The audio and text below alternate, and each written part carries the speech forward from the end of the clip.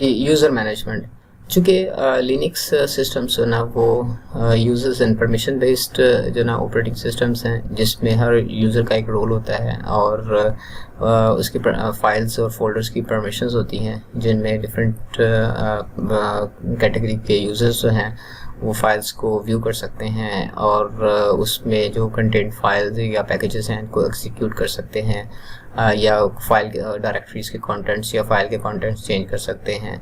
तो इसलिए user management is an important administrative task.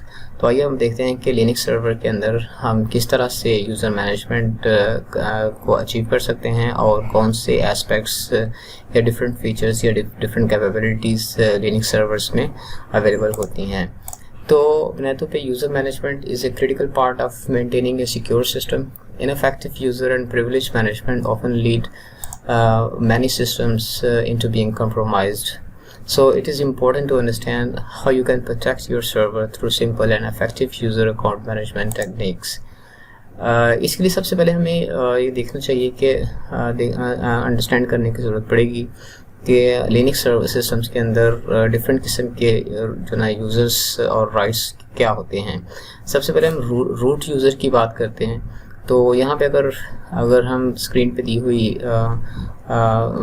Figure में देखें तो रूट जो है ना वो हैज़ दी हाईएस्ट प्रिविलेजेस, यानी कि सबसे ज़्यादा जो प्रिविलेजेस होती हैं, परमिशंस होती हैं, वो बुनियादी पर रूट के पास होती हैं।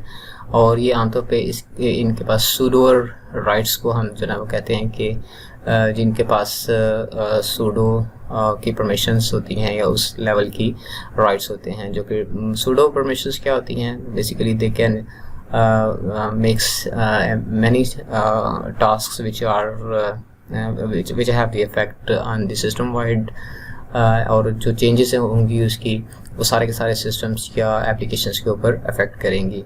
इसी तरह से एडमिन यूजर्स होते हैं जो कि मीडियम लेवल की प्रिविलेजेस रखते हैं और ये आमतौर पे बहुत से टास्क परफॉर्म कर सकते हैं, लेकिन जो क्रिटिकल टास्क होते हैं जो सिस्टम वाइड चेंजेस कर सकते हैं या सिस्टम के ऑपरेशन को जना कंप्रोमाइज़ कर सकते हैं, वो आमतौर पे लिमिटेड होते हैं। फिर इसी तरह से जो नॉन सूडो यूजर्स होते हैं जिनके पास सबसे लोएस्ट प्रिविलेजेस होती हैं। तो ये दो किस्म के कैटेगरीज जो ना हम डिफाइन कर सकते हैं लिनक्स सिस्टम के अंदर यूजर्स को। इसमें जो root is the super user account in Unix and Linux. It is a user account for administrative purposes and typically has the highest access rights on the system. Usually the root user account is called root, यानी कि जिसमें user name होता है root account का वो आमतौर पर root होता है। However, in Unix and Linux, any account with user ID 0 is a root account regardless of the name. यानी कि अगर हम जो ना वो यूज़र आईडी 0 कर दें तो वो अकाउंट जो ना वो रूट अकाउंट बन जाता है, रिगार्डलेस का हम उसका कोई भी नाम जो ना वो रख सकते हैं, कोई यूज़र का नाम रख सकते हैं या कोई और अपना पर्टिकुलर नेम रख सकते हैं। For security reasons it is usually a common practice to change the root user name. फिर अब ये थी कि in Ubuntu server administrative root account is disabled by default. जब आप एक नया सिस्टम इंस्टॉल करते हैं, ऑपरेटिंग सिस्टम इंस्टॉल करते हैं, तो रूट अकाउंट जो ना वो आमतौर पर बाय डिफ़ॉल्ट जो ना वो डिसेबल्ड होता है। This does not mean that root account has been deleted और that it may not be accessed. It merely has been given a password which matches no possible encrypted value, therefore may not log in directly by itself. Instead, users are encouraged to make use of a tool by the name of sudo to carry out system administrative duties. Sudo allows an authorized user to temporarily alleviate their privileges using their own password instead of having to know the password belonging to the root account. This simple yet effective methodology provides accountability for all users and gives the administrator granular control over which actions a user can perform with set privileges. कहने का मतलब है कि अगर users जो ना वो जो एक नॉर्मल यूज़र है, नॉन सूडो जो ना जिसकी प्रिविलेजेस जो ना वो लो हैं, कम प्रिविलेजेस हैं, वो सूडो की कमांड यूज़ करते हुए जो इम्पोर्टेंट सिस्टम एडमिनिस्ट्रेशन के टास्क हैं, जैसे कि इंस्टॉलिंग एन एप्लीकेशन और चेंजिंग द फाइल्स, तो वो सूडो की कमांड के ज़रिए से कर सकता है। अब सूडो की कमांड के ज़रिए से को यूज़ करते हुए अगर यूज़र को चेंजेस करता है तो दे आर ऑलवेज लॉग्ड, और एक सिस्टमेटिक मेथडोलॉजी जो ना अवेलेबल होती है कि जो हम जो ना ट्रैक बैक कर सकें कि कौन सी चेंजेस की गई हैं और किस वक्त और किस यूज़र की तरफ से की गई हैं। By default the initial user created by the installer is a member of group pseudo which is added to a file which is located at /etc/sudoers as an authorized sudo user। यानी कि जब आप जो नया user initial user जो होता है वो ऑलवेज सूडो ग्रुप का मेंबर होता है, यानी कि it can use the sudo command while performing different tasks। To give any other account full root access through sudo, simply add them to the sudo group, जो कि हमने sudo group में add करने के लिए हम उसको जो पहले हमने फाइल की डिस्कशन की है /etc/sudoers में, उसमें ऐड करेंगे तो वो sudoers ग्रुप का मेंबर बन जाएगा। अब ये कि हम किस तरह से रूट अकाउंट को इनेबल या डिसेबल कर सकते हैं। If for some reason you wish to enable the root account, simply give it a password। और उसका प्रोसीजर ये है कि हम sudo पासवर्ड की कमांड यूज़ करते हैं, तो उसके ज़रिए से हम जो ना वो पासवर्ड जो ना वो सेट कर सकते हैं। फॉर एग्जांपल यहाँ पे दोनों दिखाया गया sudo will prompt you for your password, then ask you to supply a new password for the root। यानी कि जब आप sudo पासवर्ड की जो ना वो कमांड देंगे ताकि आप रूट अकाउंट को इनेबल करें, तो वो सबसे पहले तो वो आपसे पहले आपका अपना पासवर्ड जो ना वो पूछेगा, फिर आपको कहेगा कि आप नया रूट के लिए पासवर्ड आप एंटर करें। तो इस तरह से आप उसका रूट का पासवर्ड सेट कर देंगे और रूट अकाउंट जो ना वो अनेबल हो जाएगा और आप रूट को यूज़ करते हुए आप लॉगिन कर सकते हैं। अब ये कि to disable the root account password use the following password syntax, जिसमें यह है कि sudo पासवर्ड -l और root.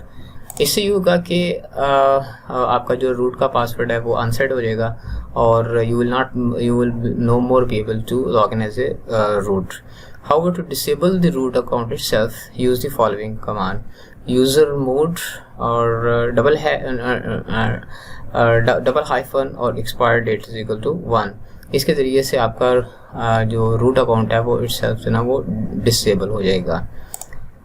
You should read more about sudo by reading the manual man page, which can be accessed by using the command man sudo। फिर अब ये है कि यूज़र मैनेजमेंट के डिफरेंट ऑपरेशंस होते हैं। The process of managing local users and group is straight forward and may differ very little from most other GNU or Linux based operating systems। Ubuntu and other Debian based distributions encourage the use of add user package for account management। इसके लिए कि अगर हम users को add और remove करना चाहें तो हमारे पास ऐड यूज़र की कमांड है और डिलीट यूज़र की कमांड है, which must be accessed through the sudo। जब आप ऐड यूज़र करेंगे, follow the prompts to give account a password identifiable characteristics. इसी तरह से आप इसको डिलीट भी कर सकते हैं।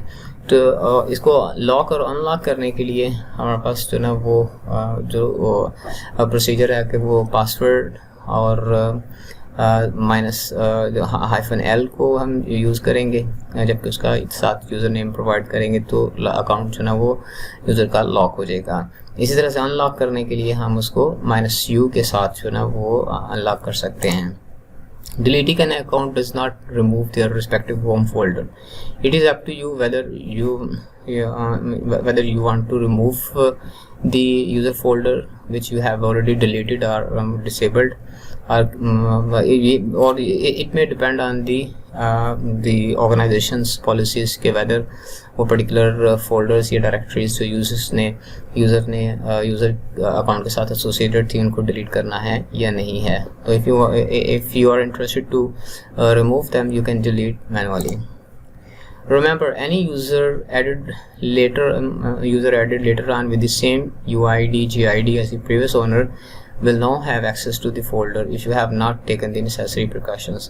यानी कि इसमें इंपॉर्टेंट ये है कि फॉर एग्जांपल अगर लेटर ऑन स्टेजेस में आपने एक यूज़र को जो ना डिलीट किया और लेटर ऑन जो ना आप उसी यूज़र नेम के साथ एक किसी और के लिए जो ना वो अकाउंट क्रिएट करते हैं, तो वो जो एग्जिस्टिंग फाइल्स थी वो ऑटोमेटिकली वो यूज़र जो नया यूज़र जो ना उसको एक्सेस कर सकता होगा. This is something which is again related to the organization's security practices. So it is important कि आप जो ना वो इसको कंसल्ट कर लें, उसको डिस्कस कर लें कि क्या हमने वो प्रीवियस फाइल्स को सिस्टम में से डिलीट करना है या कहीं और किसी और जगह पे इनको स्टोर करना है. फिर ये कि अब हम देखते हैं कि यूजर्स ग्रुप मैनेजमेंट के क्या एस्पेक्ट्स हैं. बुनियादी तौर पे लिनक्स सिस्टम के अंदर डिफरेंट किस्म के ग्रुप्स जो ना वो डिफ़ाइन किए जा सकते हैं और वो ग्रुप्स जो ना वो जो ना वो एक यूज़र जो ना वो मल्टीपल ग्रुप्स का मेंबर भी हो सकता है. फॉर एग्जांपल अगर हमारे पास एक यूज़र्स ग्रुप का एक ग्रुप है तो उसमें फर्दर मल्टीपल ग्रुप्स भी हो सकते हैं, जैसे कि यूज़र्स के ग्रुप में एचआर का ग्रुप है और फाइनेंस का ग्रुप है, इंजीनियरिंग डिपार्टमेंट का ग्रुप है. इसी तरह से एक ग्रुप के मेंबर्स पार्शियली जो ना वो मल्टीपल ग्रुप्स में बिलोंग कर सकते हैं और जबकि उसी ग्रुप के कुछ मेंबर्स इंडिविजुअल सिर्फ एक जो ना ग्रुप के मेंबर हो सकते हैं. इसी तरह से एडमिनिस्ट्रेटिव ग्रुप के यूज़र्स भी हो सकते हैं, जिसमें से कुछ यूज़र्स जो ना वो रूट भी हो सकते हैं और कुछ को मल्टीपल ग्रुप्स के साथ जो ना वो कंबाइन किया जा सकता है. A group allows a user special access to system resources such as files, directories, or processes that are running on the system. The group membership can also be used to prevent access to system resources because several security features in Linux makes the use of groups to impose security restrictions. अब ये कि every user is a member of at least one group. The first group is called the user's primary group. Any additional groups a user is a member of are called generally the user's secondary groups. Group membership can be displayed by executing either the ID or groups command as shown in the on the screen. For example, अगर हम ID जो ना वो ID की command देते हैं तो वो UID 1002. तो अगर हम ID की कमांड जो ना एग्जीक्यूट करेंगे तो आप इसका आउटपुट देखेंगे कि इसका आउटपुट जो होगा वो UID उसका यूज़र का UID दिया होगा, यूज़र ID दिया होगा, ग्रुप ID दिया हुआ होगा. इसी तरह से उसके जो ग्रुप्स हैं जो यूज़र से बिलोंग करते हैं, यूज़र से एसोसिएटेड है, वो भी यहाँ पे जो ना वो दिए होंगे. फॉर एग्जांपल यहाँ पे जो एक स्टूडेंट यूज़र है तो उसका यूज़र आईडी जो ना वो दिया हुआ है नंबरिक फॉर्म में और इसी तरह से उसका ग्रुप आईडी भी दिया हुआ है. इसके अलावा जिन ग्रुप्स का वो मेंबर है उनके आईडीज़ भी जो दिए हुए हैं. इसी तरह से हम ग्रुप्स के ज़रिए से जो करंटली लॉग्ड इन यूज़र है उसके बारे में इंफॉर्मेशन जो ना रिट्रीव कर सकते हैं. अगर हम ग्रुप्स की कमांड देंगे तो it will provide the list of groups that the current user is member of. Both the ID and group commands display information about the current user by default. Both commands also accept an argument of another user account. यानी कि अगर हम किसी दूसरी user की मतलब information retrieve करना चाहें तो हम सिंपली आईडी और ग्रुप के यूज़र के साथ हम उसका यूज़र आईडी अगर यूज़ करेंगे तो हमें उसकी डिटेल्स है ना वो प्रोवाइड कर देगा. The most important difference between primary and secondary group membership relates to when a user creates a new file. Each file is owned by user ID and a group ID. यानी कि जब वो अगर जो primary और secondary groups होते हैं उसमें इस तरह से होगा कि जब एक यूज़र जो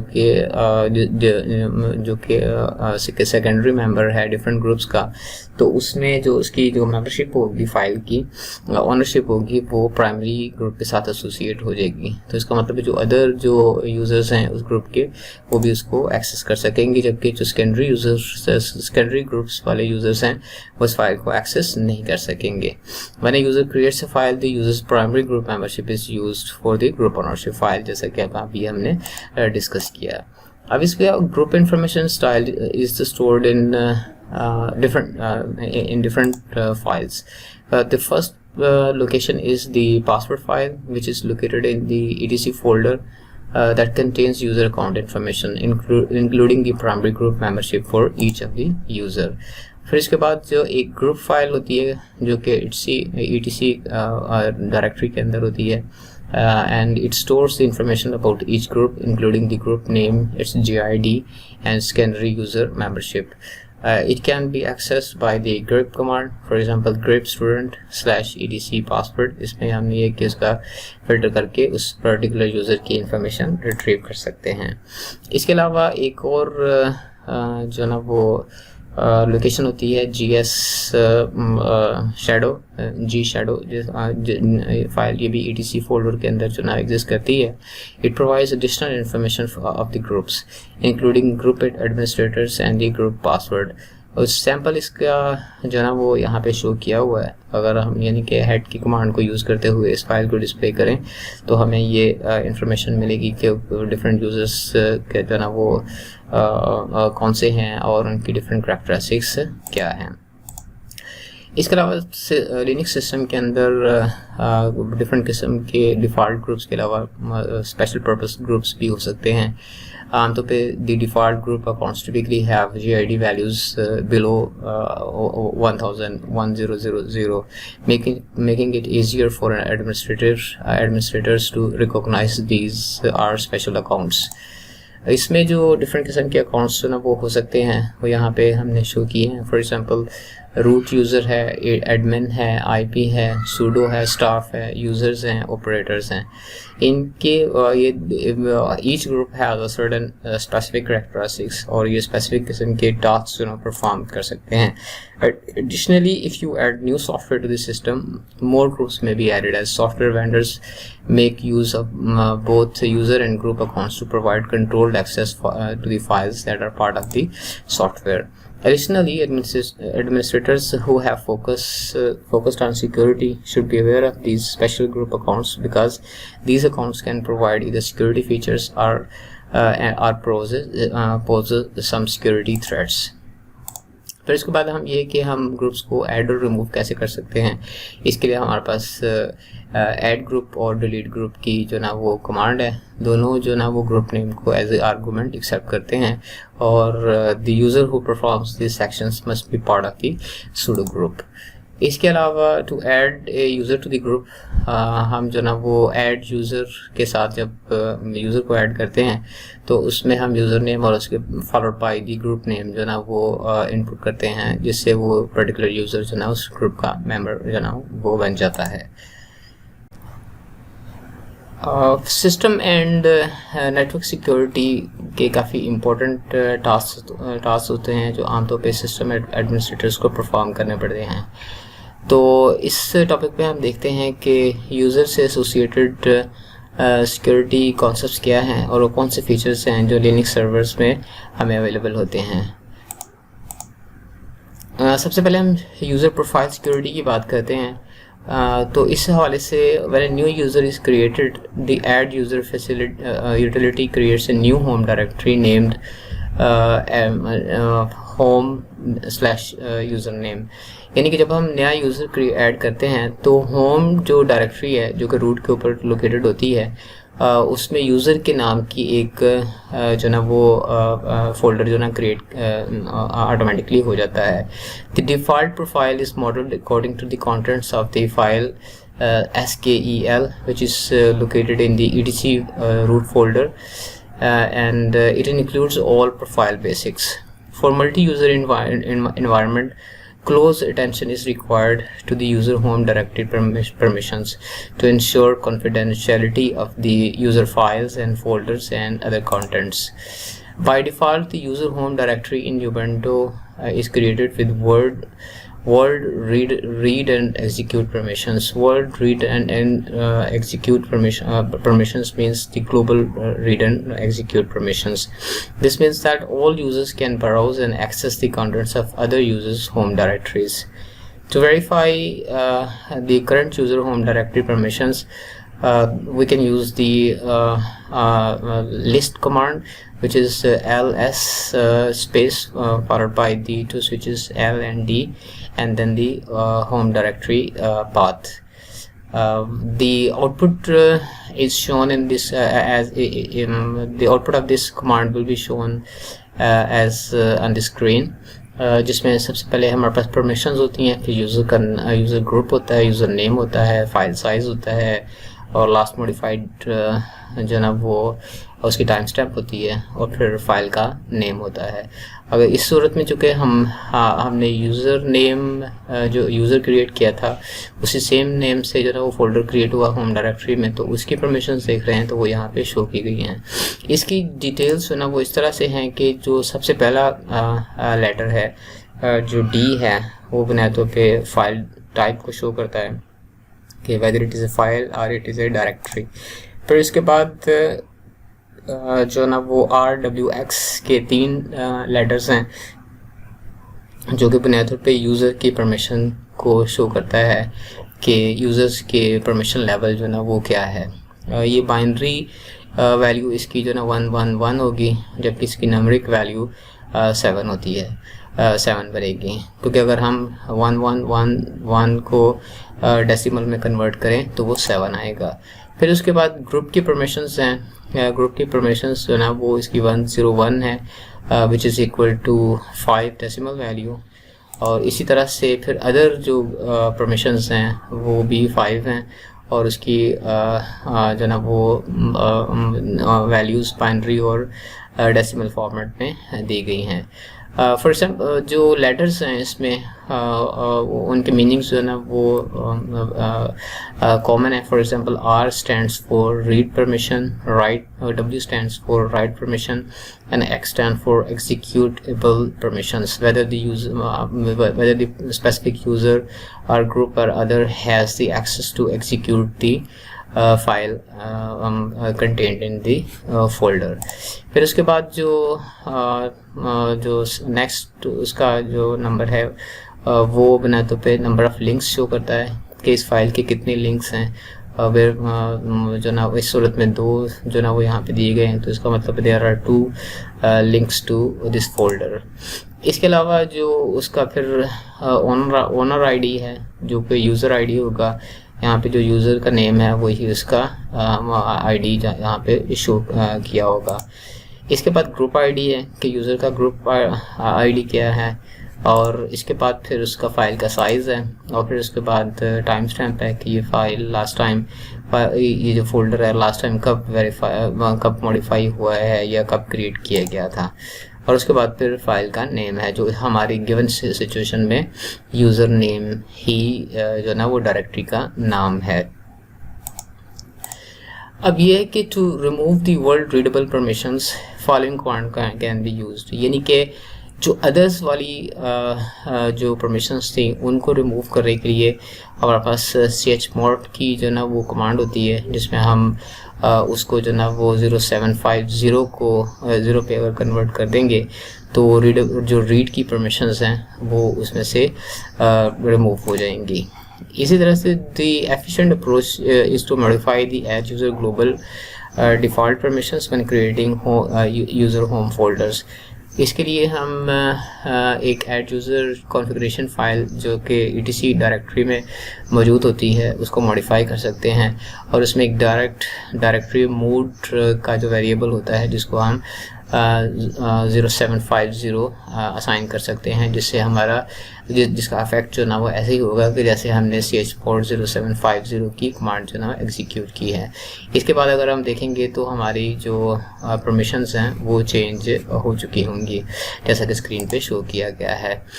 अब ये कि दूसरे ये कि जो यूजर्स का पासवर्ड है that is also an important security measure from the user security prospects. A standard password policy is one of the most important aspects of our security posture. Many successful security breaches involve simple brute force and dictionary-based attacks against weak passwords.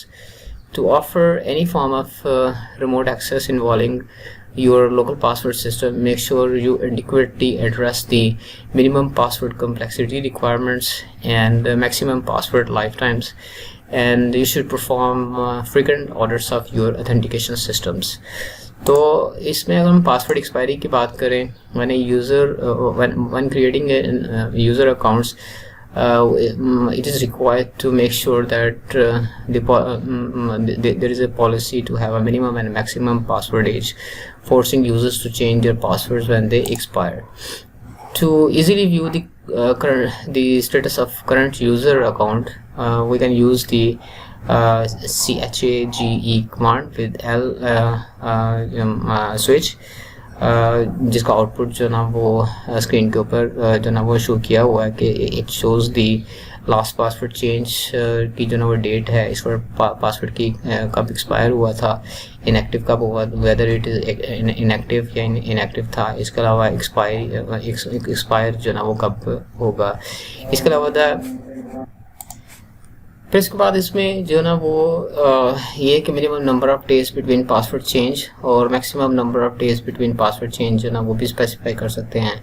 इसके अलावा number of days जब warning start हो जाएगी कि password is about to expire, तो ये यहाँ पे 7 जो ना वो दिया गया है, इसका मतलब 7 डेज पहले जो ना ये वार्निंग यूजर्स को डिस्प्ले होनी शुरू हो जाएगी। फिर है कि to set any of these values we can use the simple chage command with the username. For example, अगर हमारे पास एक scenario है जिसमें change the explicit expiration date to a given date and minimum password age of 5 days and maximum password age of 90 days and in inactivity period of 30 days and after the password expiration and warning time of 40 days before password expiry. So we can change, we can use the change command as shown on the screen with the -e switch and the date and the -m switch which specify the minimum password age and -m capital space for the maximum password age and -l switch for the inactivity period and -w capital W for the password expiry warning. The other considerations needs to be considered. For example, many applications use the alternate authentication mechanism that can be that may be easy. It is important to understand and control how users authenticate and gain access to services and applications on your server. दूसरा ये कि SSH access by disabled users, ये भी possible हो सकता है कि जिन users को आपने डिसेबल कर दिया है तो वो कहीं उनके पास जो ना वो SSH के ज़रिए से एक्सेस करने की जो ना वो स्टिल पॉसिबिलिटी है कि नहीं है। इसमें यह कि सिंपली डिसेबलिंग या locking A user account will not prevent A user from logging into your server remotely if they have previously set up A RSA public key authentication. अगर हम देखें कि जब हम RSA की जो ना कीज़ जनरेट करते थे तो प्री ऑथेंटिकेटेड कीज़ की जो ना वो यूज़र के होम प्रोफाइल में स्टोर हो जाती हैं, जिनके ज़रिए से यूज़र्स जो ना वो इसको दोबारा से SSH एक्सेस कर सकते हैं। For example they will be able to gain shell access to the server without the need for any password. So it's purposely remember to check the user's home directory for files that will allow for this type of authenticated SSH access. इसके लिए जो ना वो authorized की जो है keys जो ना वो SSH डायरेक्टरी में जो कि हिडन होती है उसमें यूज़र की डायरेक्टरी में मौजूद होती हैं, तो उनको रिमूव करना ज़रूरी होता है। इसी तरह से रिमूव और रीनेम द डायरेक्टरी .ssh, तो that will also prevent the SSH access by the disabled users. Be sure to check for any established SSH connections by disabled users. It is possible that they may have existing inbound or outbound connections that needs to be killed. For this purpose, there is a command. For example, we can use who and we can pipe it to the username so that the specific output of the user is only specified. Then we can get the process ID and kill that particular process. Restrict SSH access to only required users. You may create a group called SSH login and add the group name as the value associated with the allow groups, a variable located in the SSHD configuration with the allow groups SSH login group. इसके अलावा आपको जो ना ये भी देखना पड़ता है कि जो अगर आप जो ना कोई एक्सटर्नल डेटाबेसेस यूज़ कर रहे हैं ऑथेंटिकेशन के लिए, तो उनके अंदर भी उनकी परमिशंस या उनके अकाउंट्स को रिमूव करना पड़ता है। ये सिक्योरिटी जो ना वो कंसिडरेशंस होती हैं, तो आमतौर पर सिस्टम एडमिनिस्ट्रेटर्स को जो ना वो कंसिडर करनी पड़ती हैं when creating new users or removing the users from the system. जी स्टूडेंट्स, रिमोट एडमिनिस्ट्रेशन जो है ना वो सिस्टम एंड नेटवर्क एडमिनिस्ट्रेशन में एक इम्पॉर्टेंट टॉपिक है, क्योंकि it is not always feasible to go to the physical site and perform some configuration tasks. तो आमतौर पे इस तरह से किया जाता है कि जितने भी डिफरेंट किस्म के सर्वर्स होते हैं उन पे उनको हम रिमोटली एक्सेस करते हैं और उनकी कॉन्फ़िगरेशंस वगैरह परफॉर्म कर सकते हैं। रिमोट एडमिनिस्ट्रेशन के लिए बुनियादी तौर पे एक इसका ड्राइवर ये भी होता है, क्योंकि नंबर ऑफ़ डिवाइसेस जो हैं फिज़िकल सर्वर्स जो है वो क्वाइट अ लॉट हो सकते हैं, तो या फिर फिज़िकली डिस्ट्रीब्यूटेड भी हो सकते हैं, डिफरेंट सिटीज़ में भी हो सकते हैं, तो it is not always feasible. So the better solution is cost effective solution is the remote administration, कि जिसके ज़रिए से हम नेटवर्क के ज़रिए से जो ना वो सर्वर्स या डिफरेंट किस्म के डिवाइसेस को को एक्सेस कर लेते हैं और उनके ऊपर डिफरेंट किस्म की कॉन्फ़िगरेशन के टास्क जो ना परफॉर्म कर लेते हैं। तो आज हम डिफरेंट किस्म के रिमोट एडमिनिस्ट्रेशन के जो ना वो टूल्स के बारे में बात करेंगे। तो सबसे पहले हम बात करते हैं कि ओपन SSH। बुनियादी तौर पर ओपन SSH जो है ना वो बुनियादी तौर पे एक पावरफुल टूल है रिमोट कंट्रोल के लिए और फाइल ट्रांसफ़र के लिए। हम यानी कि डिफरेंट जो डिवाइसेस हैं, कंप्यूटिंग डिवाइसेस हैं, उनके दरमियान डाटा ट्रांसफ़र भी कर सकते हैं और उनकी कॉन्फ़िगरेशंस भी परफॉर्म कर सकते हैं। आमतौर पर इस तरह से होता है कि जो रिमोट डिवाइस होता है और जहाँ से सिस्टम एडमिनिस्ट्रेटर ने काम करना होता है, उसके दरमियान एक SSH टनल जो है ना वो इस्टेब्लिश की जाती है और सारी की सारी कम्युनिकेशंस फिर उसी टनल के ऊपर कम्युनिकेट होती हैं। Open SSH is freely available version of the secure shell protocol family of tools for remotely controlling or transferring files between the computers.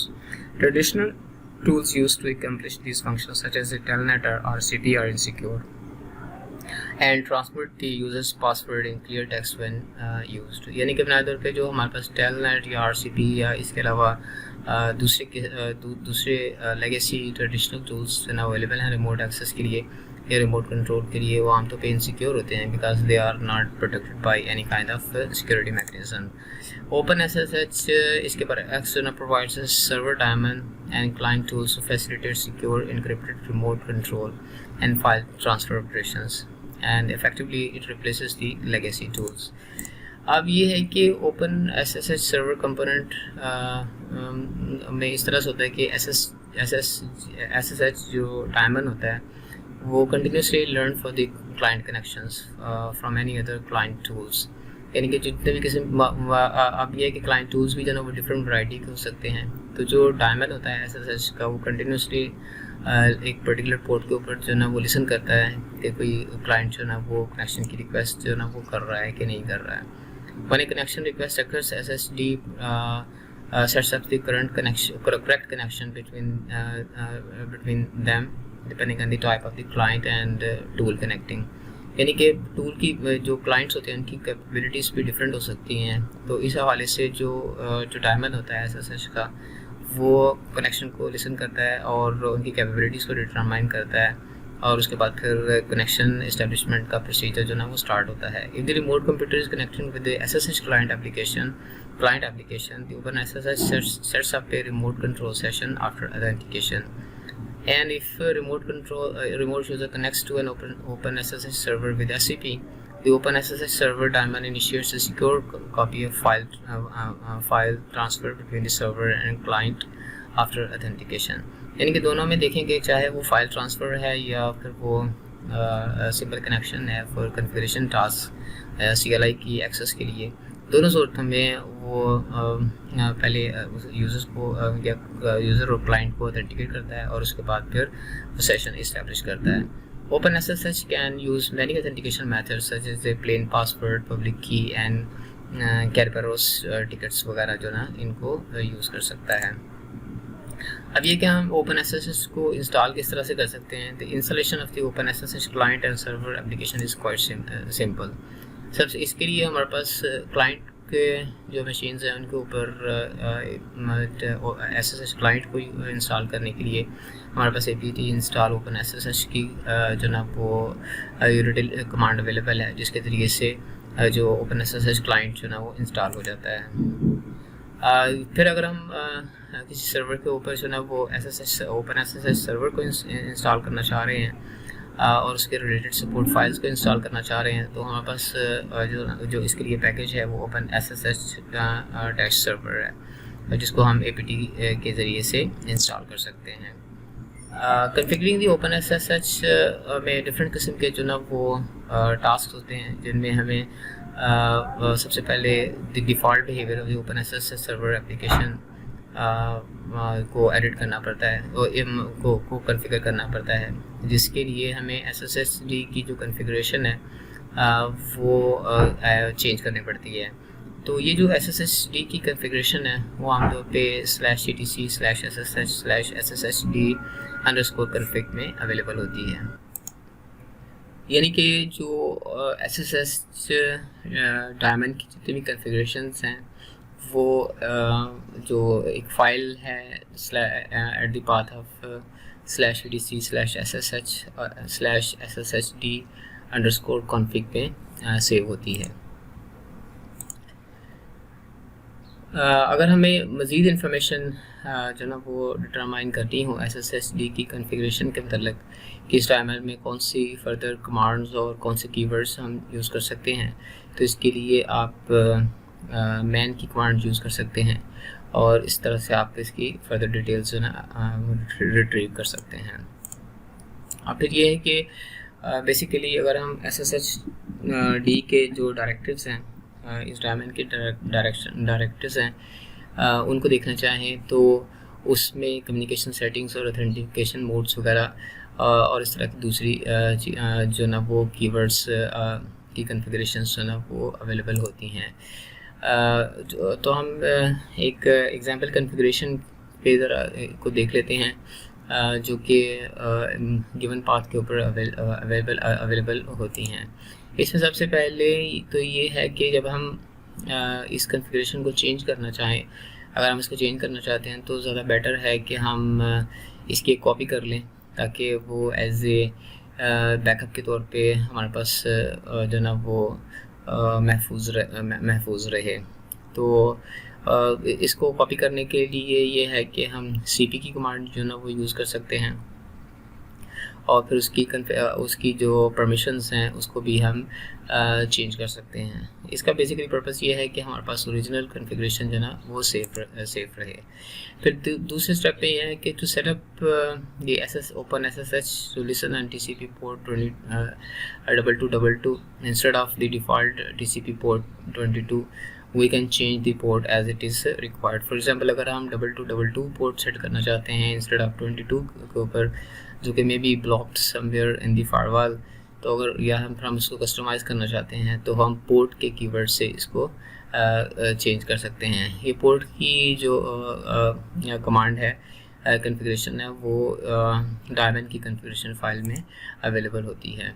फिर ये है कि to have the SSHD allow public key based login credentials, हम public key authentication को enable कर सकते हैं by appending just yes after the public key authentication keyword.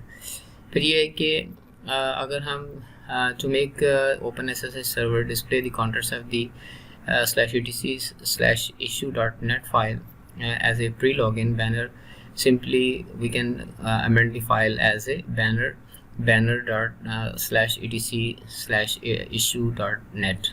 इससे ये होगा कि हमें अगर कोई इश्यूज आते हैं तो जब हम उसको कनेक्ट करते हैं तो वो इश्यूज जो ना वो डिस्प्ले हो जाएंगे।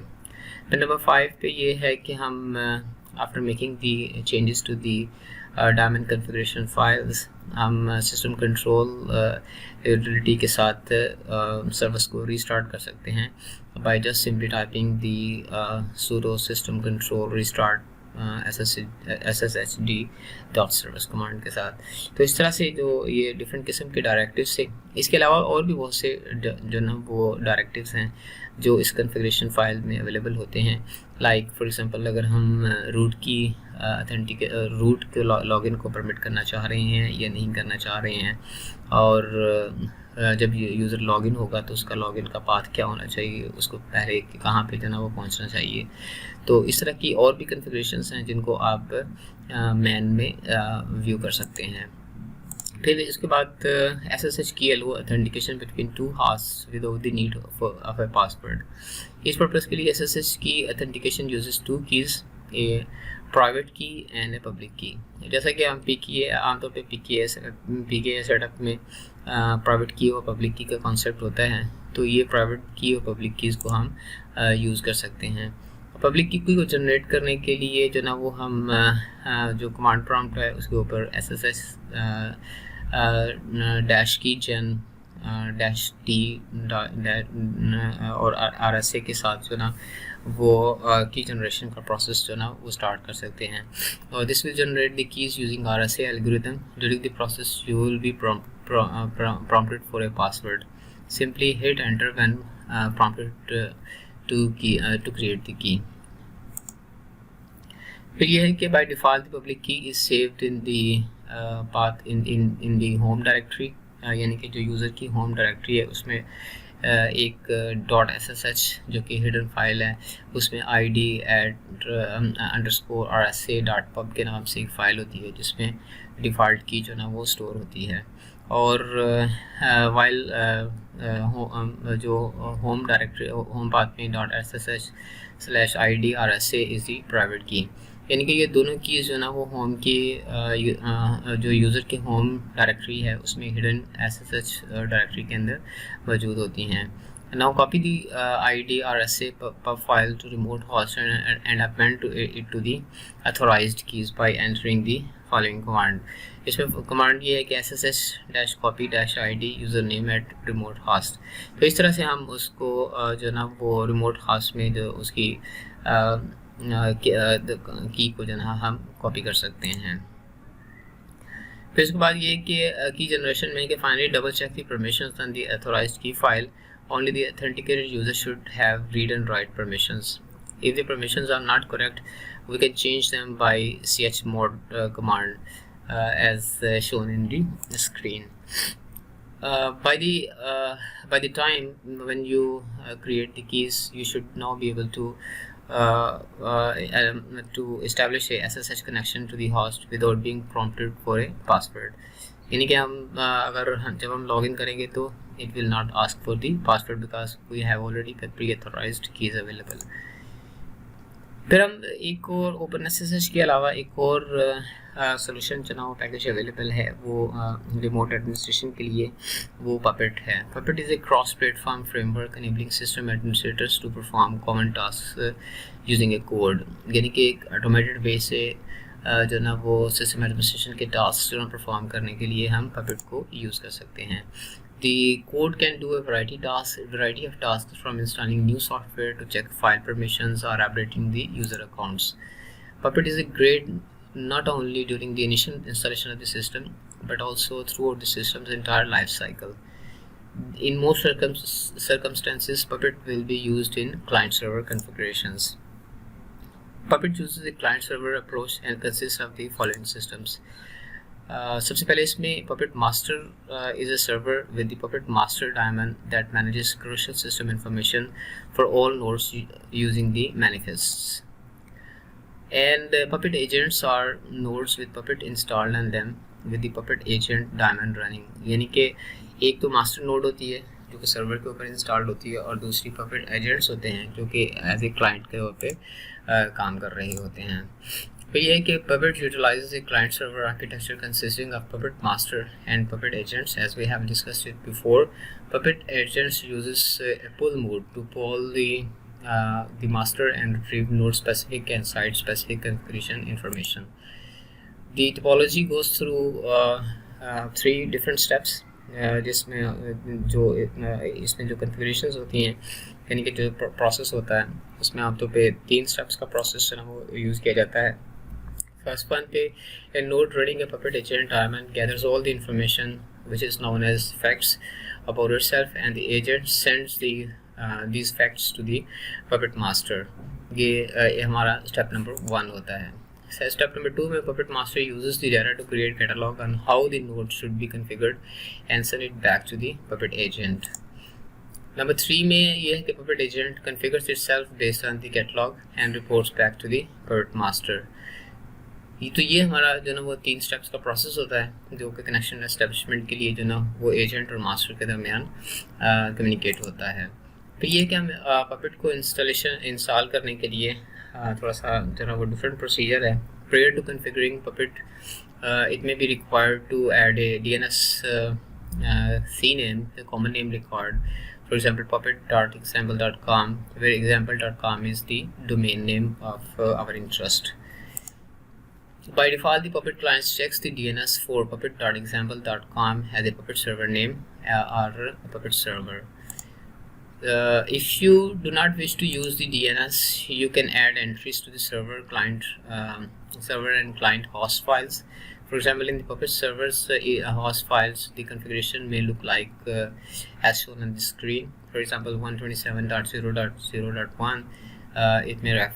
We can refer it to the local domain और उसका जो host name है local host और Puppet उसका keyword title होता है.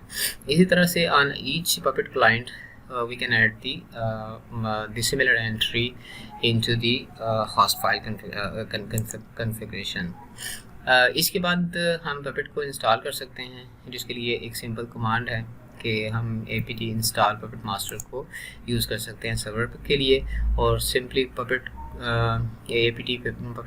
install puppet on the client machines, which is the basically slave machines. फिर यह है कि हमें एक जो ना वो एक Apache 2 क्लास का एक जो ना वो पाथ कॉन्फ़िगर करना पड़ता है, जैसे कि यहाँ पे शो किया गया है कि make directory dash piece switch के साथ कि अगर वो एग्जिस्ट कर रही है तो वो उसको क्रिएट नहीं करेगा, एरर नहीं देगा, अदरवाइज़ उसको क्रिएट कर देगा.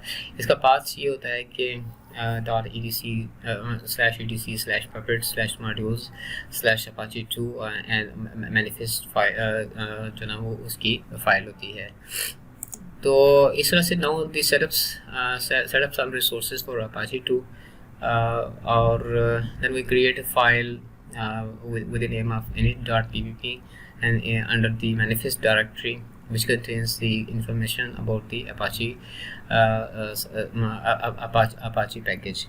For example, इसमें हम ये कह सकते हैं कि Apache 2 की सर्वर की इंस्टॉलेशन जो ना it must be installed, the Puppet must check it, और फिर उसके बाद जो है ना वो हम इस सर्वर की डिफरेंट किस्म की कॉन्फ़िगरेशंस को भी कर सकते हैं. For example ensure, enable and require package Apache 2. तो ये configuration as shown on the screen it should be exactly like that one. या अगर आप इसको चेंज करना चाहते हैं तो अपनी रिक्वायरमेंट्स के मुताबिक चेंज कर सकते हैं. Next we need to create another file under the manifest directory with the name of site.ppp, और इसके अंदर हमारे Apache 2 की जो कॉन्फ़िगरेशन है उसको हम सिंपली उसमें ऐड कर देते हैं with the command as shown on the screen. The final step for this simple Puppet server is to restart the daemon, यानी कि इन कॉन्फ़िगरेशंस को चेंज करने के बाद या रिफाइन करने के बाद हमें इसको सिस्टम कंट्रोल कमांड के साथ जो ना Puppet की सर्वर को हम रीस्टार्ट कर सकते हैं. By this time the Puppet server is configured and it is time to configure the client. तो इसके लिए जो ना हमारे पास ये हो गया तो first configure the Puppet agent to start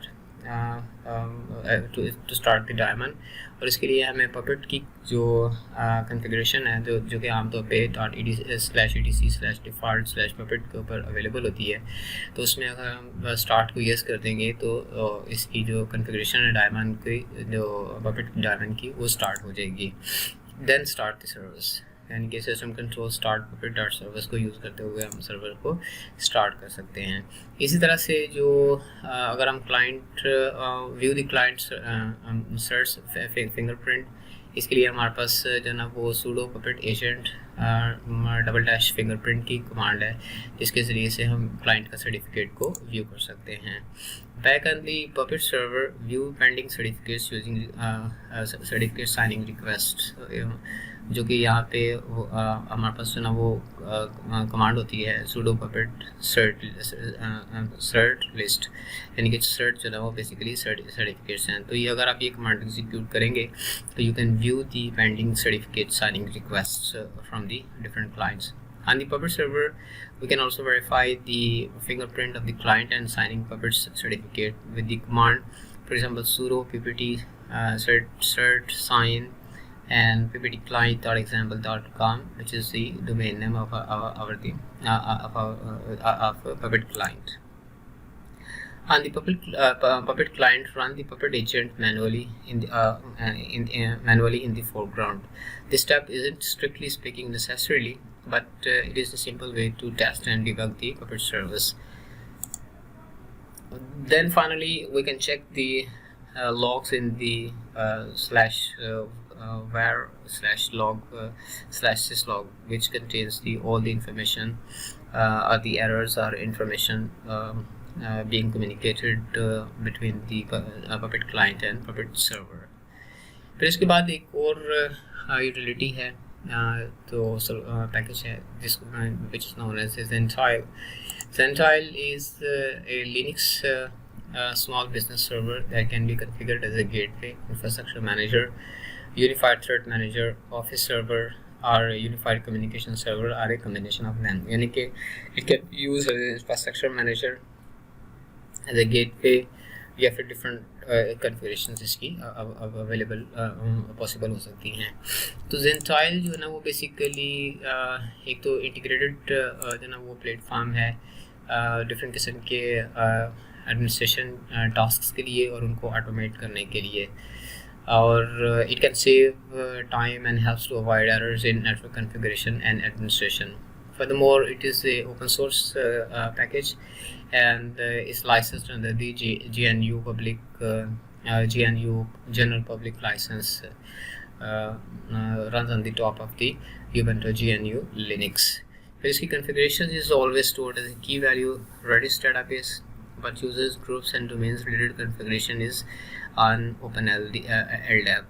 When you configure any of the available parameters through web interface, final configuration file are overwritten using the configuration templates provided by the modules. The advantage of using Zentile is unified in that the advantages are that it is a unified and GUI based solution to configure all network services and high out of the box integration between them. इसको install करने के लिए हमारे पास है कि हमें सबसे पहले create a new user to access the Zentile web interface by running the command sudo add user username sudo, और then we add the Zentile repository to the repository list. ये आप इसकी रिपोजिटरी को अपडेट भी कर सकते हैं आप इसकी Zentile की जो ना वो वेबसाइट से देखकर। तो इस रिपोजिटरी को ऐड करने के बाद जो ना वो हम इसकी पब्लिक कीज़ को जो ना इंपोर्ट करते हैं, जिसके लिए जो कमांड जो ना वो यहाँ पे apt की जो है ना वो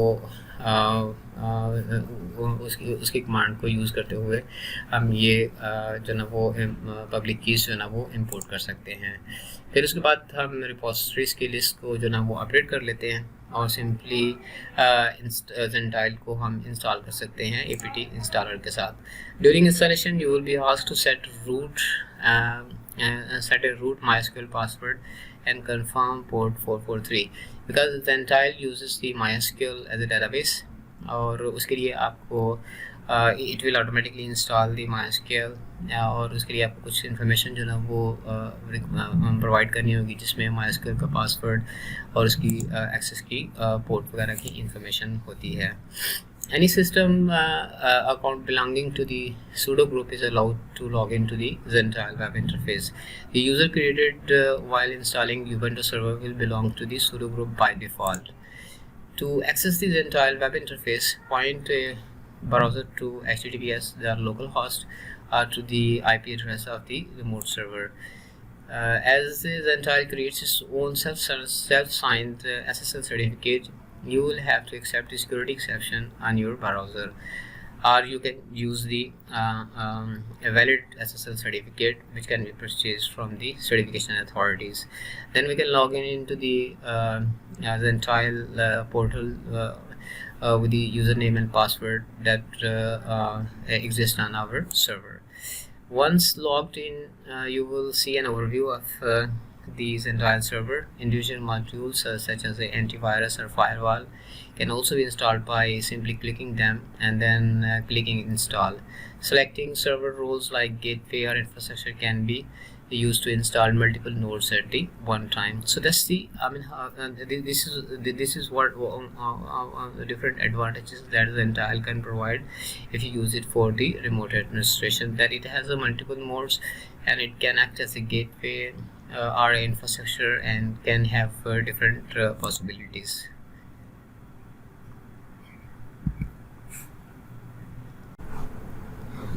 सर्वर्स अपनी ऑपरेशनल लाइफ के दौरान डिफरेंट किस्म के इवेंट्स जनरेट करता है और डिफरेंट किस्म की कम्युनिकेशंस भी सर्वर्स के साथ जो ना वो होती हैं. तो सर्वर्स आमतौर पे डिफरेंट किस्म के इन इवेंट्स के लॉग्स को मेंटेन रखता है ताकि पता लग सके कि कौन से जो ना ऑपरेशंस जो ना वो हुए हैं और कौन से एरर्स हैं या कौन सी इश्यूज जो ना सिस्टम में हो सकते हैं. इस मकसद के लिए एक लॉगिंग का पर्टिकुलर मॉड्यूल जो ना वो ऑपरेटिंग सिस्टम्स पे होता है. तो आइए देखते हैं कि लॉगिंग लिनक्स सर्वर में किस तरह से होती है और उसके कौन से डिफरेंट एस्पेक्ट्स हैं जिनको सिस्टम एडमिनिस्ट्रेटर्स को कंसिडर करना चाहिए. सबसे पहले कि logging refers to record keeping of information about events that may occur in a computer system, such as problems, errors, or just information on current operations. Different types of events may occur in operating system or in the softwares that are installed on the operating system. These log messages can then be used to monitor and understand the operation of a system or to debug the problems during the operating system audit. Logging is particularly important in a multi-user environment to have a central overview of the operations of the on the system. On Linux operating system, there are two types of logging mechanisms. One is the kernel logging and other is the user logging. The kernel logs are generally related to errors, warning, or information entries that the kernel may write, whereas the user logging is generally linked to the user space. Those log entries are related to the processes or services that may run on a host machine.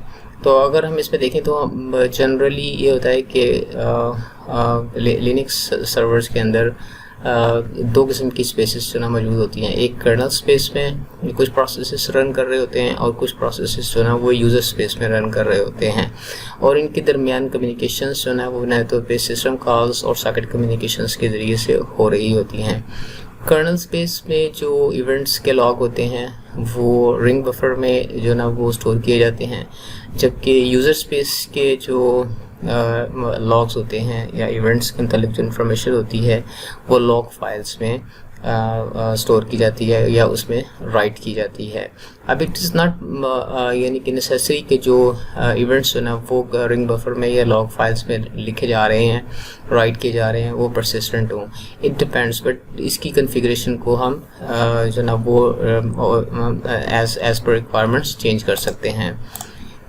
फिर ये कि on the kernel space logging is done via the kernel ring buffer, which is a circular buffer that is the first data structure storing log messages when the system boots up. यानी कि जब system boot up होता है तो जो messages वगैरह या errors वगैरह जनरेट होते हैं वो सबसे वो एक ही जो ना वो फाइल जो ना वो एक ही प्लेस जो ना अवेलेबल होती है, that is the ring buffer, जो कि एक सर्कुलर बफर होता है। तो सारे, क्योंकि इसमें फाइल्स पे तो अभी उसमें हम राइट नहीं कर सकते, तो इसलिए जो ना सारे के सारे जो मैसेजेस हैं वो रिंग बफर के अंदर आते हैं। इसके लिए अगर हम देखें तो बुनियादी तौर पे जो डी मैसेज की एक यूटिलिटी होती है वो रीड राइट करती है /def/के मैसेजेस के ऊपर, जो कि रिंग बफर को राइट करता है। और बाद में ये जो डाटा जो ना वो प्रोसेस /के मैसेजेस में राइट किया जा सकता है, और जो कि बाद में रीड किया जा सकता है syslog या rsyslog में, जो कि लॉगिंग टूल्स हैं। इसमें देखें कि यूज़र स्पेस में आमतौर पे जो लॉग्स होते हैं वो आमतौर पे syslog और rsy लॉग में जो ना मौजूद होते हैं और के मैसेज के ज़रिए से रीड किए जाते हैं, जबकि कर्नल स्पेस के लिए मैसेजिंग के लिए एक ही जो ना वो टूल अवेलेबल है, that is the ring buffer. When starting a Linux machine, if log messages are displayed on the screen, those messages are stored in the kernel ring buffer. The kernel logging is started before user logging. The kernel ring buffer, pretty much like any other log files and system, can be inspected. In order to open kernel related logs on the system, we can use the dmessage command. Example of the events are, for example, in the ring buffer are basically the errors in mounting a disk, or getting IP address, और driver loading etc। इस तरह के जितने भी errors हैं जो कि system के स्टार्टअप के दौरान जो ना वो हो सकते हैं, वो बुनियादी तौर पे रिंग बफर में जो ना वो डिस्प्ले होते हैं या राइट किए जाते हैं। फिर अब हम देखते हैं कि जो डिफरेंट किस्म की जो लॉग फाइल्स हैं उनकी लोकेशंस लिनक्स सर्वर के ऊपर कहाँ पे होती हैं। तो अगर हम सिस्टम लॉग्स में देखें तो हमारे पास डिफरेंट किस्म की फाइल्स हैं। फॉर एग्जांपल ऑथेंटिकेशन लॉग है, डायमंड लॉग है, डिबग लॉग है, कर्नल लॉग है और सिस्टम लॉग है। इनकी लोकेशन ऑथेंटिकेशन इनकी लोकेशंस आमतौर पे /variable/log डायरेक्टरी के अंदर जो ना वो होती हैं, जिनको हम व्यू कर सकते हैं। इसी तरह से एप्लीकेशंस लॉग होते हैं। एप्लीकेशंस लॉग्स भी आमतौर पे लॉग की अंडर दी वेरिएबल डायरेक्टरी में स्टोर किए जाते हैं, और डिफरेंट किस्म के जितने भी एप्लीकेशंस होंगे उसके लॉग्स जो ना वो यहाँ पे मौजूद होंगी डिफरेंट फाइल नेम्स के साथ। इसी तरह से जो कुछ ऐसे हैं जो नॉन ह्यूमन रीडेबल लॉग्स होते हैं, जिसमें लॉगिन फेलियर के लॉग्स हैं, लास्ट लॉगिन्स की हैं या लॉगिन रिकॉर्ड्स हैं। इनकी इंफॉर्मेशन भी जो ना वो लॉग फोल्डर के अंदर ही मौजूद होती है, और इसके नाम जैसे फेल लॉग है, लास्ट लॉग है, या फिर रिकॉर्ड्स वगैरह के फाइल्स वहाँ पे मौजूद होती हैं। फिर हम अब देखते हैं कि हम लॉग फाइल्स को व्यू कैसे कर सकते हैं। The most basic way to view the files is the cat command. इसमें हम सिंपली हम जो ना वो कैट कमांड को फाइल नेम के साथ जो ना यूज़ कर सकते हैं, which will output the contents of the entire file. For example, अगर हमारे पास एक फाइल .txt है, तो अगर हम इसको व्यू करना चाहते हैं तो cat स्पेस फाइल .txt की कमांड को हम यूज़ कर सकते हैं कमांड लाइन के ऊपर। अब viewing the start और end of the file, actually होता ये है कि हम generally we are interested to know the to read the log files either at the beginning of the file or the end of the file, or we may be interested to read specific n number of lines in the file. It is not necessarily always to read the all files or whole contents of the file, but messages of interest may be particular with a particular line number or some keywords. For this purpose head और tell की commands जो ना वो बहुत useful होती हैं। These commands work much like a cat, although we can specify how many lines from the start or end of the file we want to view. For example, to view the first 15 lines of file, we can use the head -n and then 15 and then the file name. And to view the last file, the last 15 lines, we can use the tail command with the similar structure as for the head. Due to the nature of the log files being appended to at the bottom, the tail command will generally be more useful. चूँकि यानी कि basically हमें interest होता है कि last messages क्या आए हैं, या अगर कोई इशू आया है तो उसमें जो लेटेस्ट मैसेजेस हैं उनको हम व्यू करना चाहते हैं, तो टेल जो क्योंकि एट दी जो लास्ट लाइंस को जो ना शो करता है, तो that utility is generally more useful and is commonly used by the system administrators. फिर ये है कि हम फाइल्स को मॉनिटर भी कर सकते हैं. फॉर एग्जांपल हमारे टेल कमांड के साथ जो ना वो हमारे पास -f का एक स्विच जो ना होता है, जिसके ज़रिए से हम जो लास्ट लाइंस हैं इस गिवन लॉग फाइल की, उनको कंटिन्यूसली मॉनिटर कर सकते हैं. अगर उसमें कोई नई इंफॉर्मेशन या नए रिकॉर्ड्स राइट किए जाते हैं तो that will be displayed, and this is more useful if we are doing some kind of debugging or troubleshooting any problems at a given time. फिर ये कि हम फाइल्स को सर्च भी कर सकते हैं. One way that we looked at the search files is to open the files in lessr and press enter.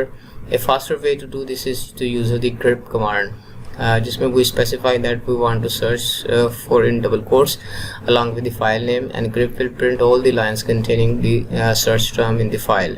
For example, to search the line containing test in the file.txt, we can simply write the grep, and in the quotes we write test and then the file name. If the result of the grep search is too long, we may use pipe to lessen it. For example, grep test, then file.txt, and then pipe, and then less. So by this way we can reduce the output of the grep command to some more readable or comfortable are the lines that we are more interested in to see.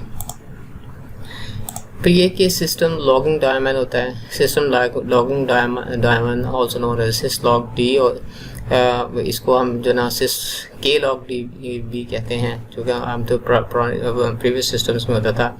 It awaits logging messages from numerous sources and routes the messages to appropriate file or network destinations. इसमें messages logged to the syslog-d usually contain common elements like system host names, timestamps, in addition to the specific log information. इसकी हम configuration इस तरह से कर सकते हैं कि इसकी कन्फिग्रेशन फाइल जो है ना वो /etc/syslog.config में होती है, and every entry in the file consists of two fields, the selector and the action. The selector field specifies the facility to be logged, such as the authentication facility, which deals with authorization, and priority level to log such information, such as info or warning. The action field consists of the target for the log information, such as the standard file, like in any file in the variable or /log directory, or the host name or the remote computer to send the information to. अब ये है कि log rotation generally होता है कि जैसे event messages जो ना जनरेट हो रहे होते हैं, तो लॉग्स जो हैं वो लॉग फाइल्स में राइट हो रहे होते हैं. As the time passes, the log files may become very big, और उनका साइज जो ना बहुत ज़्यादा इंक्रीज हो सकता है, और that may be a problem in terms of the availability of the storage. तो अगर हम लॉग फोल्डर को अगर हम व्यू भी करें, उसको लिस्ट में करें, तो हमें डिफरेंट किस्म की जो ना फाइल्स मिलेंगी. For example tm1.log.0 and .1, and इसी तरह से डिफरेंट किस्म की उसमें 1 2 3 4 5 6 हो सकता है. So interesting things, what are these log files? They are rotated log files. इस तरह की जो अगर आप एक्सटेंशंस देखेंगे या फाइल्स देखेंगे, तो basically these are rotated log files. That is, they have automatically been renamed after a predefined time frame, and new original logs has already been started. After even more time, the log files are compressed with gzip utility, as in case of example daemon.log.1.gz that we have discussed before.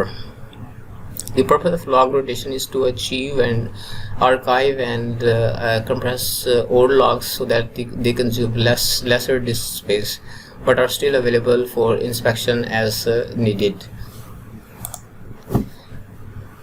Typically, log rotate is called from system-wide cron script, which is located in the etc /cron.daily /log rotate, and it can be defined by the configuration, which is also available in the /etc/log rotate.config file. Individual configurations files can also be added into this configuration file. Log files that have zeros appended at the end are generally the rotated files, यानी कि हम इनको identify करते हैं कि जिसमें at the end जो ना वो जीरोस होते हैं, तो इसका मतलब है कि ये लॉग फाइल ऑलरेडी रोटेट हो चुकी है. That means the log file names have automatically been changed within the system. Log rotate handles system that creates significant amount of log files. The command is used by the cron scheduler and reads the log rotate configuration file, which is located at the /etc folder. It is also used to read files in log rotate configuration directory. अगर हम इसकी configuration को देखें तो इसका setup कुछ इस तरह से होता है कि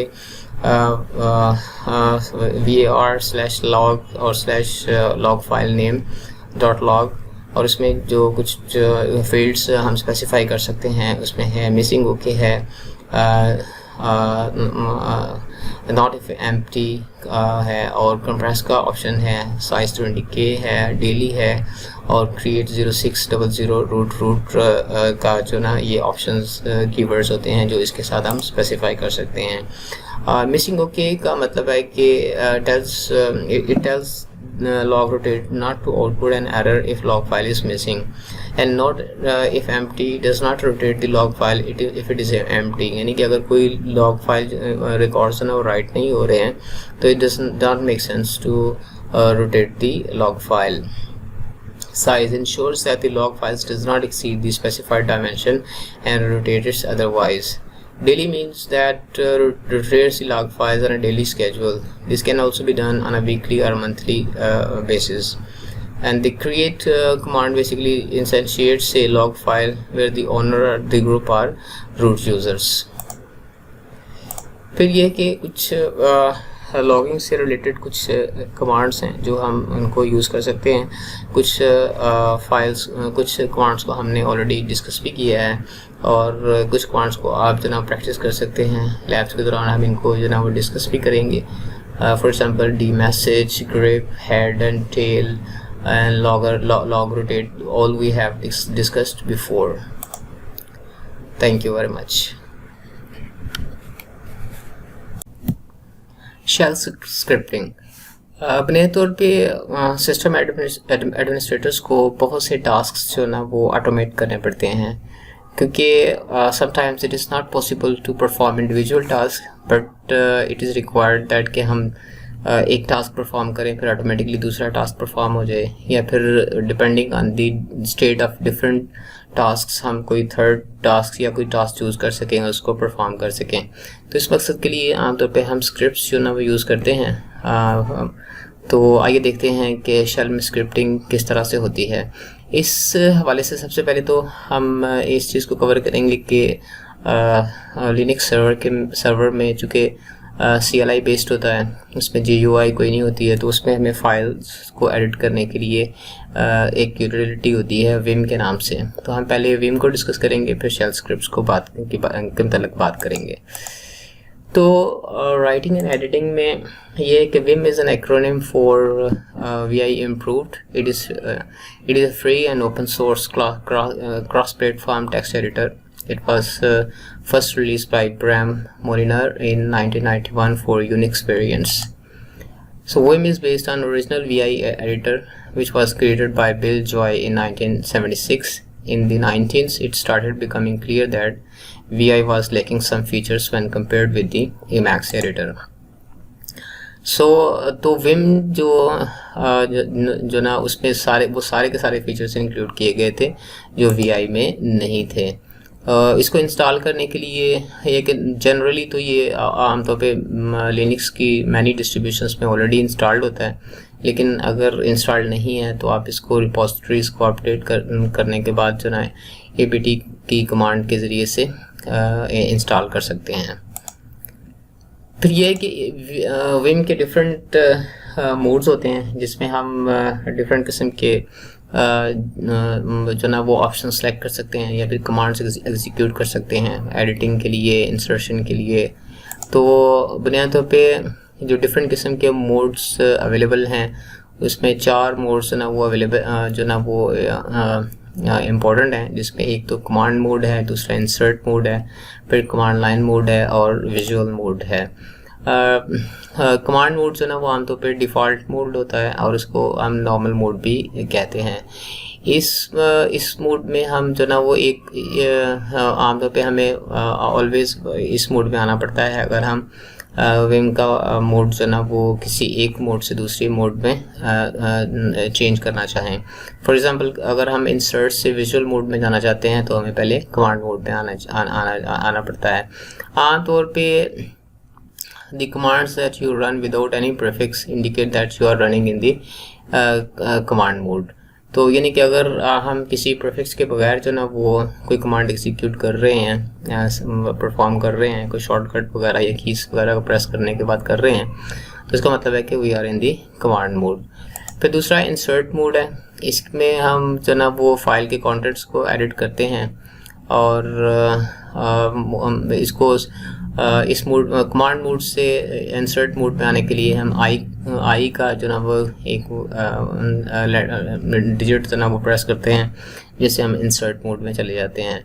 और इस मोड से एग्जिट करने के लिए सिंपली एस्केप की को प्रेस किया जाता है।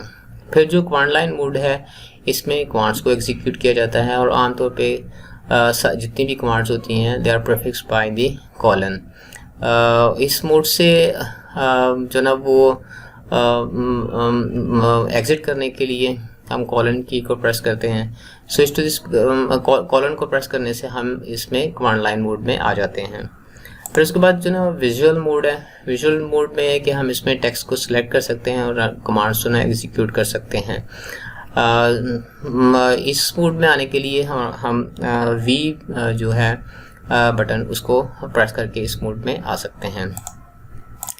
फिर हम देखें कि विम में डिफरेंट कमांड्स जो ना वो अवेलेबल हैं। इंसर्ट मोड की जो कमांड्स हैं उसमें जो स्मॉल ए है, it is used to append text following the cursor's current position, यानी कि जो करंट पोजीशन है कर्सर की उसमें हम टेक्स्ट को अगर फर्दर अपेंड करना चाहते हैं तो हम ए को प्रेस करके अपेंड कर सकते हैं। और अगर हम कैपिटल ए को प्रेस करेंगे तो हम एंड ऑफ द लाइन के ऊपर टेक्स्ट को ऐड कर सकते हैं। आई जो ना वो यूज़ होता है to insert text before the current position, और जबकि कैपिटल आई जो है ना insert text at the beginning of the cursor line. जैसे कि कैपिटल ए जो है ना वो एंड ऑफ द लाइन पे अपेंड करने के लिए टेक्स्ट यूज़ होता था और कैपिटल आई जो है that is use to add the text at the beginning of the line. इसी तरह से ओ जो है ना is used to open a new line following the current line and add text there, जबकि capital O जो है ना opens up a new line in front of the text line and add the text there। इसी तरह command mode में जो different किस्म की कमांड्स हैं वो Ctrl+E है, जिसमें हम एक लाइन ऊपर जा सकते हैं, Ctrl+D है, एक पेज आप जा सकते हैं, Ctrl+F है, एक पेज ऊपर जा सकते हैं, Ctrl+Y को हम यूज़ करते रहते हैं एक लाइन नीचे जाने के लिए, और Ctrl+U को हाफ पेज नीचे जाने के लिए, और Ctrl+B को एक पेज को नीचे जाने के लिए। इसी तरह से जो परसेंटेज का साइन है इसको हम यूज़ करते हैं ब्रैकेट्स के लिए to jump within the matching one. इसी तरह से जो ज़ीरो है first column of the line, और जो डॉलर साइन है it jumps to the last character of the line. फिर जो एडिट मोड में कमांड्स अवेलेबल हैं वो डी है, सी है और वाई और पी है। D deletes the characters from the current position up the position given by the next command, जबकि सी जो है change the character from the current position up to the position indicated by the next command. इसी तरह से Y जो है ना copy the characters from the current position cursor position up to the position indicated by the next command. इसी तरह से P जो है ना previously deleted or yanked text after the current cursor position. It is to be noted that doubling D, C or Y operators on the whole line. For example, y copies the whole line. इसी तरह से undo और redo के लिए जो है हमारे पास u की कमांड है, कंट्रोल प्लस r है, redo undoable using the control plus r. यानी कि u can be used to undo almost anything using u in the command mode. Control plus r undo is undoable using the control plus r. फिर हम इसको search भी कर सकते हैं. Searching के लिए हमारे पास जो ना वो ऑप्शन इस तरह से है कि हम कॉलन का जो ना वो बटन प्रेस करते हैं, फिर मीन्स के कॉलन एस, फिर उसके बाद ओल्ड वैल्यू, न्यू वैल्यू और GC की कमांड को यूज़ करते हैं. इस तरह से इसके साथ G की कमांड भी यूज़ कर सकते हैं. सेव करने के लिए ये कि हम कॉलन WQ करते हैं. इस कमांड के ज़रिए से हम फाइल को पहले सेव करते हैं, फिर एग्जिट कर देते हैं. अगर हम सिंपली W की कमांड देंगे तो वो फाइल सेव हो जाएगी, बट हम इसी फाइल के अंदर ही रहेंगे. अगर हम फाइल को एग्जिट करना चाहते हैं विदाउट सेविंग द चेंजेस, तो हम Q और एक्सक्लेमेशन साइन को इकट्ठा जो ना वो कॉलन साइन के साथ जो ना कमांड देते हैं, तो it will be exited to the command prompt. अब हम स्क्रिप्ट की बात करते हैं. तो स्क्रिप्ट को क्रिएट करने के लिए हम VI एडिटर को ही यूज़ करते हैं. फॉर एग्जांपल, अगर हम myfirstscript.sh का एक स्क्रिप्ट जो ना वो क्रिएट करना चाहते हैं, तो हम VI के बाद जो ना वो myscript.sh की कमांड जो ना वो यूज़ करते हैं. अब इसमें है कि इसमें इसके जो कॉन्टेक्ट्स होते हैं, सबसे पहले हम इसका इंटरप्रेटर शेल का रेफरेंस देते हैं, जिसमें इसका तरीकाकार ये है कि हम हैश एक्सक्लेमेशन साइन /bin और /sh जो इसकी शेल की जो बाइनरी है उसकी लोकेशन है, उसको इस तरह से एग्जीक्यूट कर सकते हैं. इस तरह से फिर हम कमेंट कर सकते हैं कि शेल स्क्रिप्ट के अंदर कि फॉर एग्जांपल इस स्क्रिप्ट का ऑथर कौन है और कॉपीराइट्स वगैरह क्या हैं. तो इसके लिए हम हैश का सिंबल जो ना वो यूज़ करते हैं. फिर कुछ लाइन प्रिंट करने के लिए हम इको का हमारे पास जो ना वो कीवर्ड है, और जो टेक्स्ट हमने प्रिंट करना होता है उसको हम डबल कोट्स में लिख देते हैं.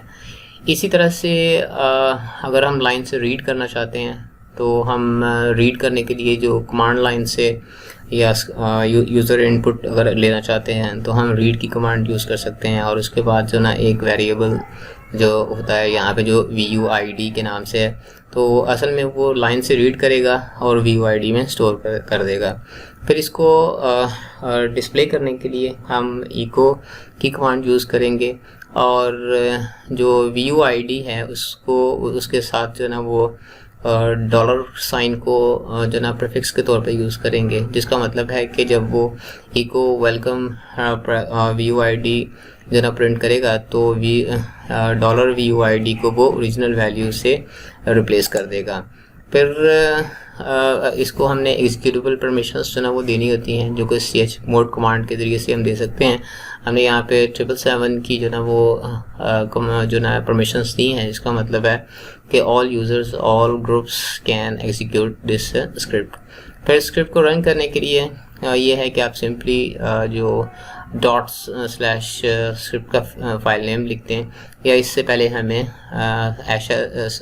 शेल या sh की कमांड भी यूज़ कर सकते हैं. फॉर एग्जांपल, अगर हम sh के ज़रिए से रन करना चाहें, तो sh स्पेस डॉट और उसके बाद उसके फाइल नेम होगा. तो जब ये एग्जीक्यूट होगा, तो ये जो दो लाइनें हैं, पहले तो वो एक लाइन प्रिंट करेगा, hello virtual university student, what is your student ID. फिर जो यूज़र जो ना वो VUID अपना एंटर करेगा, तो फिर उसके बाद जो ना वो उसी VUID को वेलकम के साथ प्रीफिक्स करके प्रिंट कर देगा. अब ये है कि बुनियादी तौर पे हमने वेरिएबल्स की बात की है. तो जो शेल स्क्रिप्टिंग में वेरिएबल्स जो है ना वो A to Z और स्मॉल और A to Z कैपिटल दोनों हो सकते हैं. इसके अलावा इसमें हम नंबर्स को भी जो ना ऐड कर सकते हैं, और अंडरस्कोर को भी ऐड कर सकते हैं। जबकि नॉर्मली ये इस तरह से होता है कि जो कन्वेंशन होती है वो ये है कि हम जितने भी वेरिएबल्स हैं उनके नेम्स को अपर केस के तौर पे अपर केस में लिखते हैं। तो वेरिएबल को डिफ़ाइन करने के लिए यानी कि इस तरह से होता है कि हम वेरिएबल का नाम जो है ना वो कैपिटल लेटर्स में लिखते हैं, फिर इक्वल साइन, और उसके बाद फिर उसकी जो वैल्यू हमने उसको असाइन करनी है। इन वैल्यूज़ को एक्सेस करने के लिए हमने जैसे कि लास्ट एग्जांपल पे भी देखा था कि हम डॉलर साइन को यूज़ करते हुए वेरिएबल का नाम जो ना लिखते हैं, तो वो हम उस वैल्यू को एक्सेस कर लेते हैं या उसको वैल्यू को प्रिंट कर सकते हैं। फिर अगर हम किसी वेरिएबल को रीड ओनली वेरिएबल अगर बनाना चाहते हैं तो हम रीड ओनली का एक कीवर्ड जो ना उससे पहले प्रिंट कर देते हैं, तो वो रीड ओनली वेरिएबल जो ना वो बन जाता है। अगर हम किसी वेरिएबल को अनसेट करना चाहते हैं, यानी कि जो प्रीवियसली असाइंड था उसको रिमूव करना चाहते हैं उस वैल्यू को, तो हम अनसेट की कमांड जो ना वो यूज़ कर सकते हैं। फिर इसी तरह से जो लोकल वेरिएबल्स, फिर इस डिफरेंट किस्म के वेरिएबल्स होते हैं, जैसे लोकल वेरिएबल्स हैं, इन्वायरमेंटल वेरिएबल्स हैं, शेल वेरिएबल्स हैं। A local variable is a variable that is present within the current instance of the shell. It is not available to programs that are started by the shell. They are set at the quant prompt. इसके बाद जो environmental variables होते हैं ये बेहतरीन तौर पे they are available to child process of the shells. Some programs need environment variables in order to function correctly. Usually a shell script defines only those environmental variables that are needed by the some programs that it run. इसके अलावा shell variables होते हैं which are special variables that are set by the shell and is required by the shell in order to function correctly. तो shell scripts में हम ये तीन किस्म के वेरिएबल्स आमतौर पे यूज़ करते हैं। फिर ये कि इन 3 टाइप्स के जो वेरिएबल्स हैं, इसके अलावा कुछ स्पेशल किस्म के वेरिएबल्स भी जो ना वो अवेलेबल होते हैं जिनको हम यूज़ कर सकते हैं। Usually they are prefixed with dollar sign. अगर हम डॉलर साइन के साथ जो ना वो ज़ीरो को यूज़ करें तो ये बेसिकली रेफ़र करता है कि जो स्क्रिप्ट की फ़ाइल नेम है वो क्या है। फॉर एग्ज़ाम्पल अगर हम किसी वेरिएबल को स्क्रिप्ट की फ़ाइल नेम को असाइन करना चाहें तो हम variable name is equal to $0 कर सकते हैं। इसी तरह से जो कमांड लाइन आर्गुमेंट्स होते हैं वो हम $n के साथ 1 2 3 4 के साथ जो ना वो यूज़ कर सकते हैं, जो कि जितने वेरिएबल्स जो ना वो यूज़र ने पास किए हैं कमांड लाइन से, तो वो इसके ज़रिए से हम एक्सेस कर सकते हैं। इसी तरह से $# है the number of arguments supplied to a script, यानी कि इसके ज़रिए से हम ये डिटरमाइन कर सकते हैं कि how many arguments were pass to the script from the command line. इसी तरह से जो ना वो $* का जो साइन है, or that refers to all the arguments which are double quoted. If a script receives 2 arguments, $sign is equivalent to $1 and $2. फिर इसके बाद जो ना वो डॉलर और अल्फ़ा का साइन है @ आप जिसे हम कहते हैं, इसका मतलब है कि all arguments are individually double quoted. If script receives 2 arguments, $@ is equivalent to $1 and $2। इसी तरह से हम जो ना वो क्वेश्चन मार्क के ज़रिए से हम उसका एग्ज़िट स्टेटस जो ना वो डिटरमाइन कर सकते हैं, लास्ट कमांड जो एग्जीक्यूट हुई है। $, जो है वो प्रोसेस आईडी जो ना वो रिटर्न करता है, और इसी तरह से जो डॉलर और एक्सक्लेमेशन साइन है वो process number of the last background command जो ना वो आउटपुट करता है, यानी कि उसको रेफर करता है।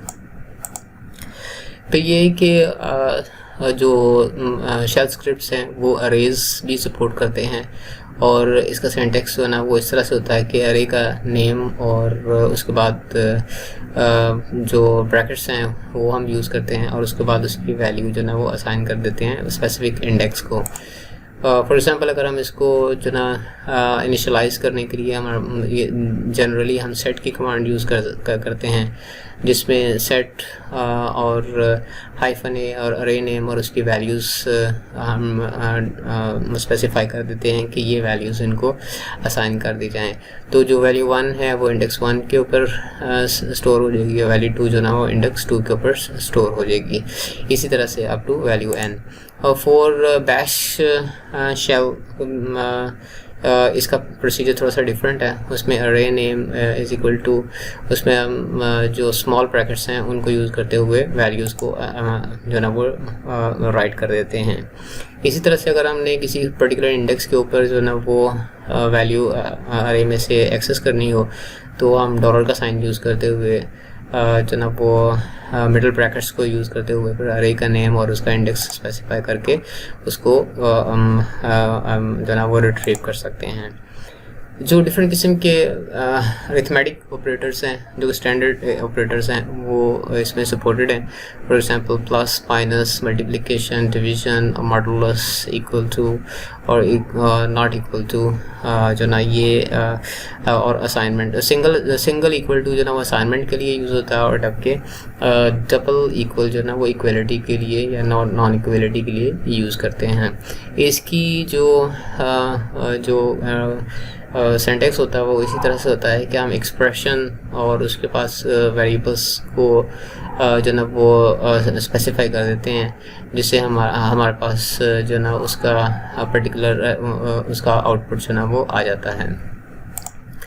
इसी तरह से फिर रिलेशनल ऑपरेटर्स हैं जिसमें हम यूज़ कर सकते हैं। For example hyphen E Q, it means equality को चेक करने के लिए। फॉर एग्जांपल इफ हम कहेंगे dollar A is equal to dollar B, तो इसके लिए हम जो ना वो लार्ज ब्रैकेट्स को यूज़ करते हुए दरमियान में हाइफन ई क्यू का जो ना वो वर्ड यूज़ करते हैं। तो अगर ए और बी जो ना इक्वल हैं तो स्टेटमेंट विल बी ट्रू।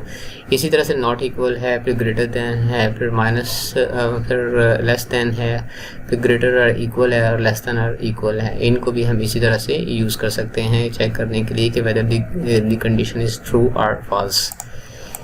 इसी तरह से बूलियन ऑपरेटर्स भी सपोर्टेड हैं, जिसमें एक्सक्लेमेशन साइन जो है ना वो लॉजिकल नेगेशन को करता है, और हाइफन ओ जो है ना वो लॉजिकल आर को, और हाइफन ए जो है ना वो एंड कंडीशन को जो ना वो रेफर करता है।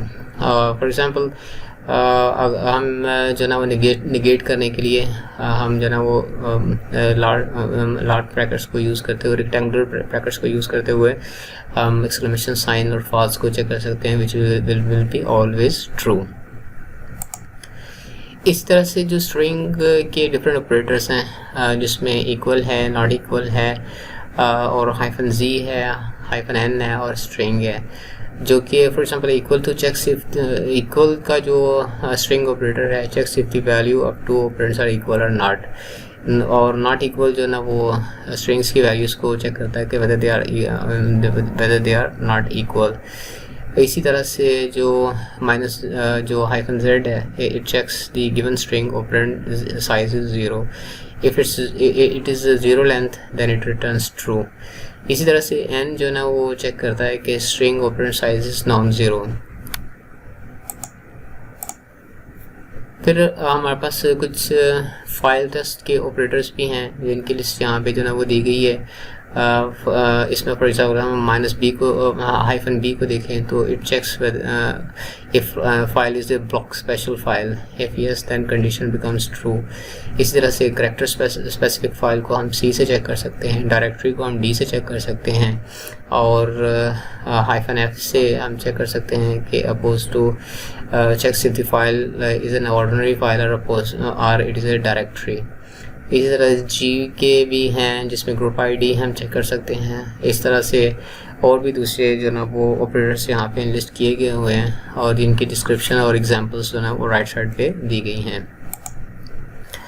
फिर इसके बाद जो कंट्रोल स्टेटमेंट्स हैं, ये भी शेल स्क्रिप्ट में अवेलेबल हैं। फॉर एग्जांपल अगर हम इफ़ एल्स की स्टेटमेंट की बात करें तो इसकी डिफरेंट एग्जांपल्स इस तरह से हैं कि हम इफ़ को यूज़ करने इफ़ स्टेटमेंट को यूज़ करने के लिए इफ़ और उसके बाद जो रेक्टेंगुलर ब्रैकेट्स हैं उनको यूज़ करते हुए उसके मिडल में एक्सप्रेशन को राइट करते हैं जो कि कंडीशन होती है, और फिर देन का कीवर्ड यूज़ करते हैं और स्टेटमेंट्स फिर हम राइट करते हैं कि जो स्टेटमेंट्स हमने परफॉर्म करने हैं। और फिर एंड इस ब्लॉक को टर्मिनेट करने के लिए हम इफ़ की बजाय एफ आई यानी कि इस इन्वर्स ऑफ इफ़ उसको जो ना वो यूज़ करते हैं।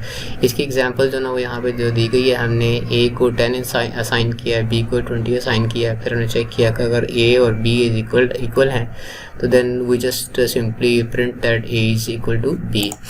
फिर दूसरा ये कि हम इफ़ एल्स की स्टेटमेंट भी यूज़ कर सकते हैं जिसमें जो ना हम एल्स की कंडीशन यहाँ पे ऐड कर सकते हैं, यानी कि अगर हम इफ़ के बाद एक्सप्रेशन दे और देन और इसके बाद एल्स को भी जो ना वो यूज़ कर सकते हैं।